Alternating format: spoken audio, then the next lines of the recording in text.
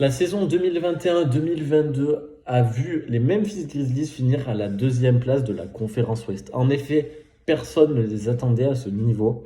Ils ont pourtant été jusqu'en demi-finale de conférence où ils ont affronté les Golden State Warriors et perdu la série 4-1. La saison dernière a vu Ja Morant finir MIP de NBA et Tyler Jenkins finir deuxième à la course du coach de la saison. Car en effet, à Memphis, c'est l'effectif, le collectif qui prime.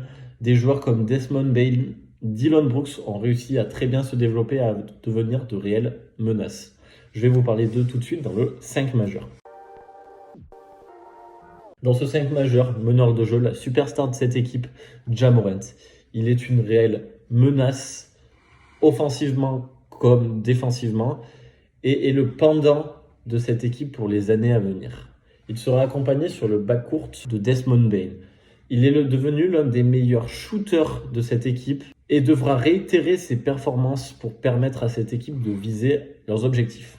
Poste 3, Dillon Brooks. Il est le meilleur défenseur extérieur de cette équipe et sera chargé de défendre sur le poste 1, 2 et 3 stars adverses tous les soirs. Poste 4, Jaren Jackson Jr. Il veut devenir le défenseur de l'année et pour ça, il devra régler 2 réels problèmes. Premièrement, son problème de blessure qui le gêne depuis son début de carrière en NBA.